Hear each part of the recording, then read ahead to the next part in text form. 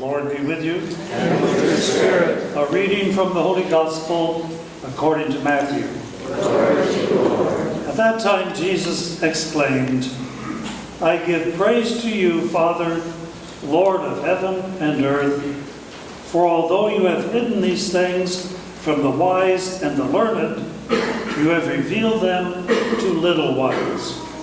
Yes, Father, such has been your gracious will. All things have been handed over to me by my Father. No one knows the Son except the Father, and no one knows the Father except the Son, and anyone to whom the Son wishes to reveal him. Come to me, all you who labor and are burdened, and I will give you rest. Take my yoke upon you and learn from me, for I am meek and humble of heart, and you will find rest for yourselves. For my yoke is easy and my burden light. The Gospel of the Lord. Good morning. Before we get into the Gospel, I want to just explain very briefly one word from our Gospel that I think needs a little understanding. That word is not very familiar to us. The word is yoke. We're not talking about eggs. The yoke was a wooden platform that was put around a person's neck and rested on their shoulders. And it was on this platform that people in those days carried things.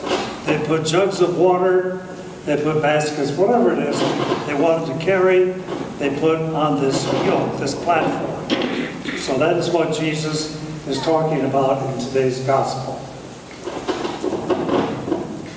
Now Jesus said, come to me, all you who are labored and are burdened, and I will give you rest. Take my yoke upon you, and you will find that my yoke is easy and my burden light. What does Jesus mean? Is Jesus saying that it is easy to follow him? Easy compared to what?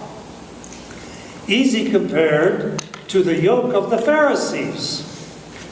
Those religious leaders placed over 600 laws on the Jewish people.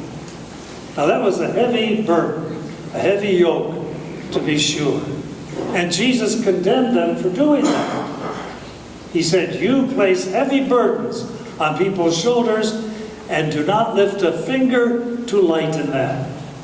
So compared to the yoke of the Pharisees, Jesus' yoke is easy. I think Jesus is speaking to all of us today who, for whatever reason, finds our religion to be heavy, to be burdensome, tedious. If we have made obedience to the commandments, obedience to the laws, the very heart of our religion, I think Jesus is saying, no, don't do that. Sure, we have 10 commandments. Thank God we have them. The 10 commandments were not given to us to take all the fun out of life. We know from our own experience that when we follow the 10 commandments, it leads to our joy and our peace. When we disobey the 10 commandments, it brings us to sorrow, to confusion, and regret. And the church certainly has its laws, we know that. Every church, every society, every organization has the right to make laws for its members. We don't question that. But law in a group, law is like the skeleton of a body.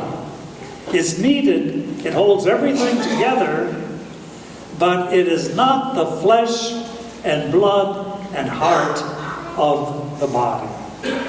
Jesus was a law-abiding Jew, but he did not idolize the law, make it the last word. I think Jesus wants us to be law-abiding people, but not to idolize law and make it the last word. You know, all of us older Catholics are legalistic to one extent or another. You agree with that? That's the way we were raised. We were raised that way. You know, legalistic to one extent. For example, someone comes to confession and says, I missed Mass last Sunday, but my mother was sick and I had to take care of her. I think Jesus would say to that person, wonderful, you did the right thing. Stay home and take care of your mother, because that human need takes precedence over the Sunday obligation. Some time ago, I have a brother who's a very devout Catholic and a great guy. And he called me some time ago and he said, I'm going to a wedding next Saturday afternoon at 1 o'clock. And I want to know, will that satisfy my Sunday obligation? I'm telling you a true story. And I said to my brother, I said, you have asked me a legal question. Do you want a legal answer? Well, he paused for a little while. But finally he said, yeah, I want a legal answer. I said, okay. The legal answer is no. It does not satisfy your Sunday obligation. But I went on to say, you know, I hope you don't go to Mass because you have to, but because you want to. And I know he does.